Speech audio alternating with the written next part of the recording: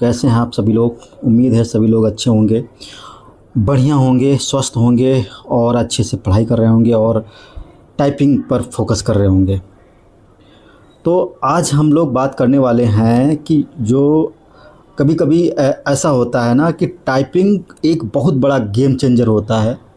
ये बात मैं क्यों कह रहा हूँ, ये आपको मैं अपने एक्सपीरियंस के बेस पर मैं बताऊंगा कि टाइपिंग एक बहुत बड़ा गेम चेंजर कैसे हुआ। आप लोगों को याद होगा कि यूपीपीसीएल की एक वैकेंसी आई थी 2022 में, ये करके थे एग्जीक्यूटिव असिस्टेंट करके। तो उसमें क्या हुआ, एक मेरे साथ में, मैंने भी टाइपिंग दिया था और इस समय मतलब उसमें जॉब भी कर रहा हूँ। तो मेरे साथ में एक लड़का था और उसके जो मार्क्स थे हम मुझसे ज़्यादा थे, लगभग 185 नंबर अपने बता रहा था। और मेरा जो नंबर था वो हमारा 142 के आसपास था, लेकिन कटाव 132 गई थी। तो मैं ये बात क्यों कह रहा हूँ कि टाइपिंग का बहुत बड़ा खेल है। 132 वाला पास है और 185 वाला फेल है। इसका सबसे बड़ा रीज़न है टाइपिंग। जब उस लड़के से मैंने पूछा कि आपकी टाइपिंग कैसी गई, जब टाइपिंग हो गई उसके बाद में, तो उसने बताया कि यार मेरे नंबर तो बहुत थे, 185 थे 200 में से, लेकिन मैं यार टाइपिंग में फ़ेल हो गया। और टाइपिंग में फ़ेल होने के कारण वो जो है फेल बाहर हो गया। और जिस लड़के के 132 के आसपास स्कोर था और टाइपिंग में पास था, उसका जो है सिलेक्शन हो गया।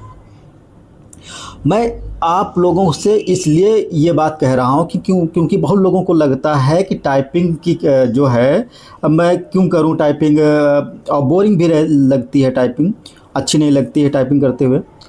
तो उन लोगों को मोटिवेशन आए, इसलिए जो है मैं ये बात कह रहा हूँ कि 132 वाला पास हो सकता है और 185 वाला फेल हो सकता है, अगर आप लोग टाइपिंग पर ध्यान नहीं देते हैं।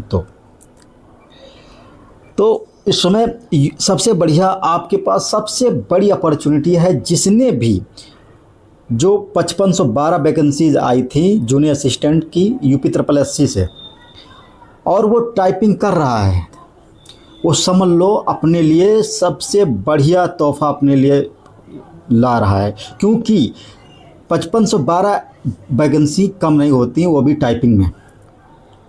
और इसकी कितनी कट ऑफ जाएगी, कितनी क्या कट ऑफ, अगर इतने नंबर मार्क्स आपके बन रहे हैं तो आप टाइपिंग में 100% लग सकते हैं और आपका सिलेक्शन 100% होगा।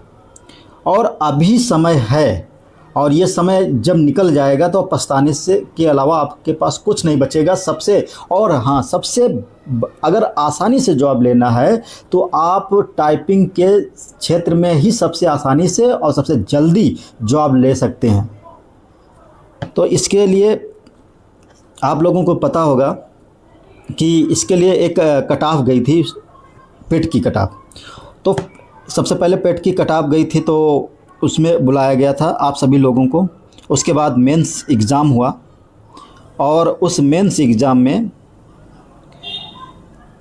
ये कट ऑफ थी, आप लोगों को पता है कि अनारक्षित के 15.22 गई थी, और इसके साथ में आपकी अनुसूचित जाति की 15.22 और अनुसूचित जनजाति की 3.97, मतलब ये कट ऑफ गई थी। आप लोग देख चुके हैं और एग्ज़ाम भी दे चुके हैं, तो इसके बताने का कोई नहीं। हाँ, एक वैकेंसी आई थी इससे पहले, अभी उसका फाइनल रिजल्ट भी आ चुका है।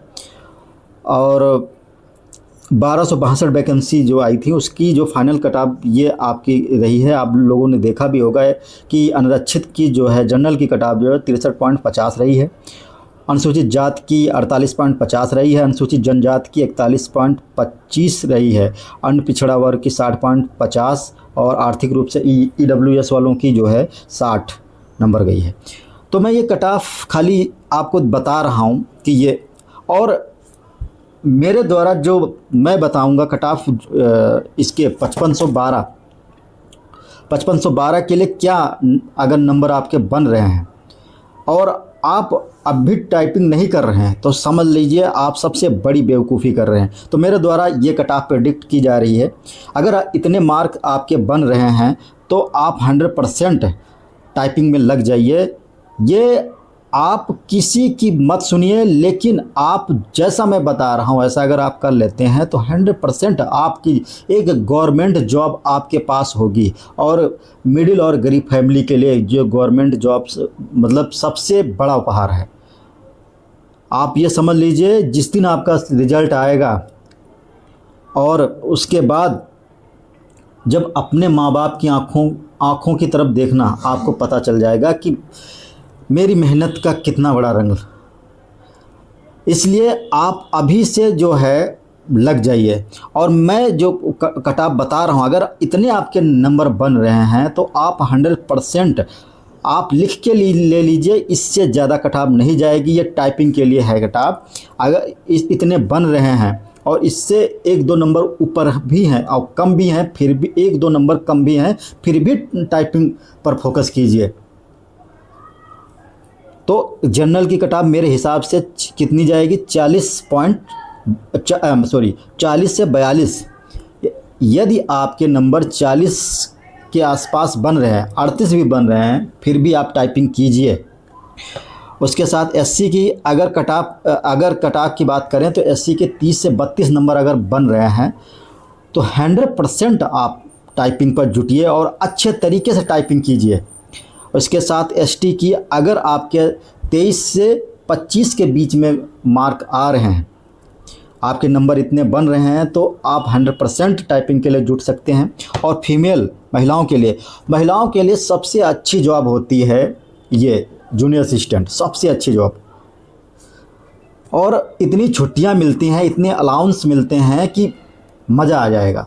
तो इसके लिए फीमेल के लिए 33 से 35 के बीच में, अगर 33 नंबर से लगा के 35 के बीच में नंबर बन रहे हैं फीमेल, तो 100% आप टाइपिंग कीजिए और आप एक जॉब अपनी सिक्योर कीजिए।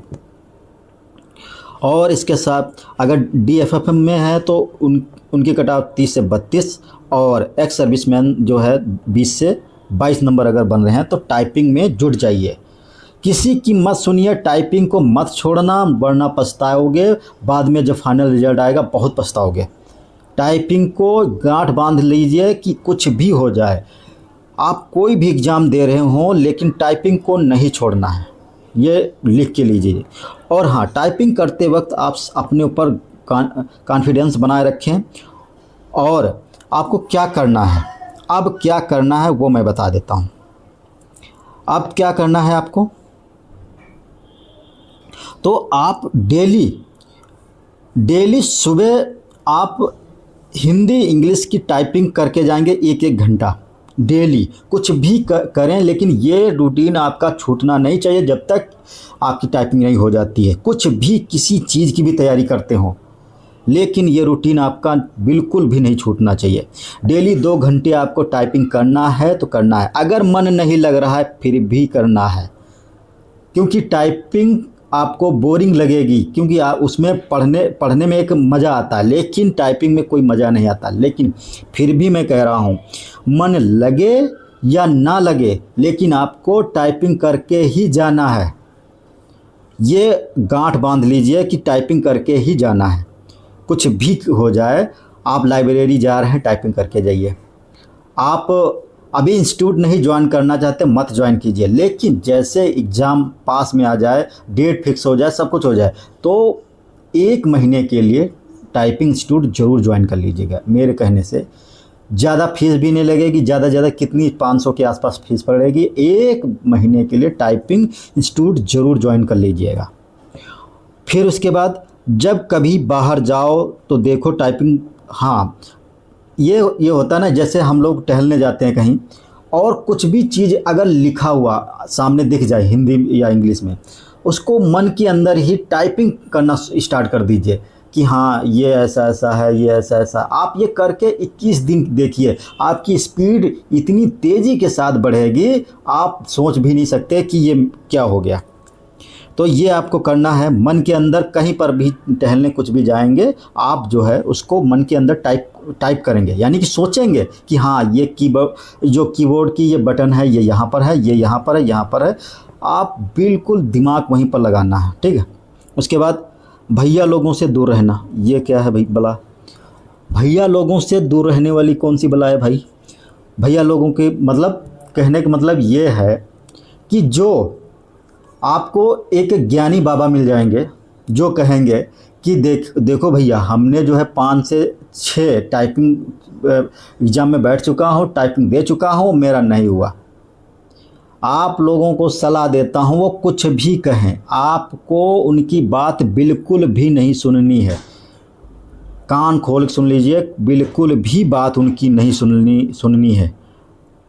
आप सिर्फ मैं जो बता रहा हूँ वो कीजिए, आप टाइपिंग कीजिए, क्योंकि उन्होंने वो टाइपिंग को उतना सीरियसली नहीं लिया है, उन्होंने टाइपिंग को बहुत ही हल्के में लिया है, इसलिए आज घूम रहे हैं। वरना टाइपिंग जो अच्छे से कर लेता है वो कभी बेरोजगार नहीं घूमता, ये गांठ बांध लीजिए, ठीक है। इसलिए आप लोगों को भैया लोग जो ये हैं इनसे दूर रहना है, ठीक। दूसरा, उसके बाद क्या करना है भाई? 2 घंटे निकाल लिया, पूरे दिन में 2 घंटे निकाल लिया, बाकी दिन खूब बढ़िया से अच्छे तरीके से पढ़ाई करो, ठीक है।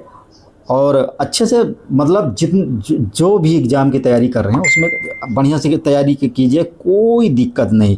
लेकिन आपको 2 घंटे डेली देने हैं जब तक एग्ज़ाम डेट नहीं आ जाती है। और एग्ज़ाम डेट जब आ जाएगी तब मेरी स्ट्रेटेजी क्या रहती है वो पूरी बताऊंगा, और क्या कैसे जो प्रेशर है आपका, जो वहाँ इंस्टीट्यूट जब टाइपिंग कराई जाती है, जो परीक्षा हाल का जो प्रेशर होता है उसको कैसे हैंडल करना और क्या करना है, वो अगले वीडियो में जल्द ही मैं प्रस्तुत करूँगा। और हाँ, टाइपिंग करते हुए अपने ऊपर कॉन्फिडेंस रखें, भैया लोगों से दूर रहें, अच्छे से टाइपिंग दें और बढ़िया से डेली रूटीन फॉलो करेंगे कि टाइपिंग हमको देना ही देना है। मन के अंदर ये बना के रखिए कि हमको टाइपिंग डेली करना है, कुछ भी हो जाए। कुछ का है कि PCS की तैयारी कर रहे हैं, किसी भी की तैयारी कर रहे हैं, आप लोगों को टाइपिंग 100% देना है, ठीक है।